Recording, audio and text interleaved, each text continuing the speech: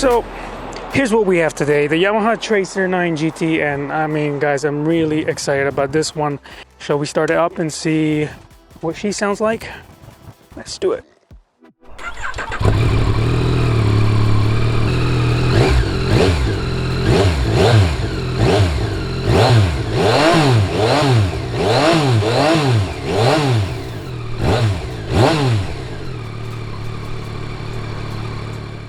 One of the few bikes out there where the exhaust is really hitting away, isn't it? Alright, let's throw a leg over it. Let's see what she feels like. Actually quite low. Controls are in a mid position. Handlebars are tall enough, but actually they're quite narrow. So I think for city riding, this is going to be pretty good. Also, it feels really lightweight. Well, let's go for a ride.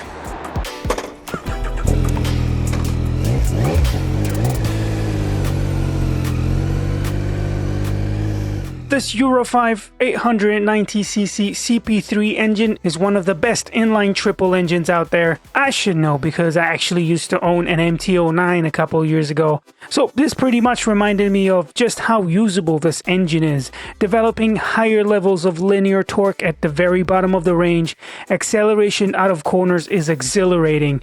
The power is 117 brake horsepower at 10,000 RPM and 93 Nm of torque at 7,000. Couple that with the buttery smooth up and down quick shifter and you've got a serious contender in this category. But now enough of the chit chat, enjoy a few shots of pure sound on the Yamaha Tracer 9 GT.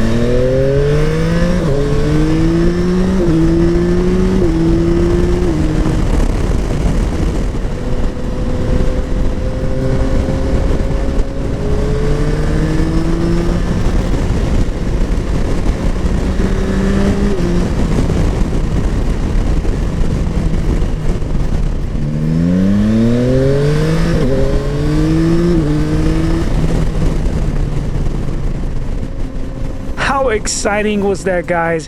What I enjoyed the most about riding this motorcycle was how stable it feels. Even mid-corner gear changes are seamless thanks to a sensor on the gear stick that detects movements, and the ECU cuts drive torque to the engine to maintain chassis balance and stability, all in favor of a comfortable ride. Talking about comfort, the riding position is what you would expect from a premium sport tourer with touring in mind, but thanks to the clever handlebar position, the ride feels a lot more engaging. There's also plenty of leg room and decent wind protection. The fairing does a pretty good job there, and the screen is also adjustable on the go. I still would have preferred a slightly wider screen and a softer seat, but overall it's not so bad, guys. I mean, there's definitely way worse out there right now. The new aluminum Delta box frame has made the bike more rigid for sport bike agility, but the longer swing arm ensures excellent stability without compromising the bike's nimble handling. In fact, it weighs 220 kilograms wet, but it feels a lot less on the road. Obviously, the 6-axis IMU is a very nice addition to the Tracer 9.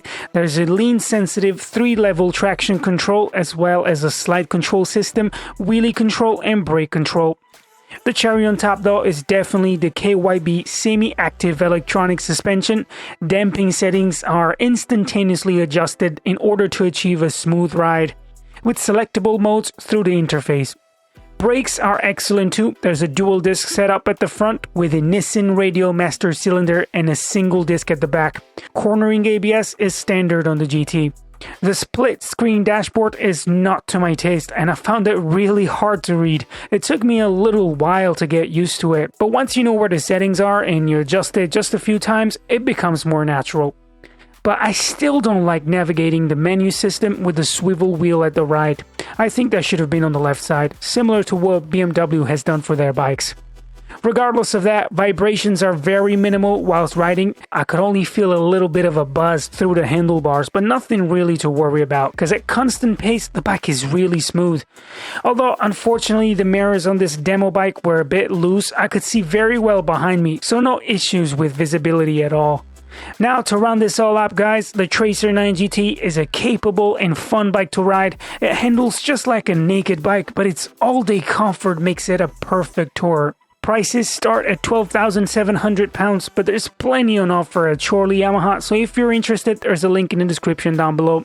I think that's pretty much it for me, guys, on this one. Like always, like and subscribe, and let me know in the comments below what you think about this bike. And I'll catch you on the next one.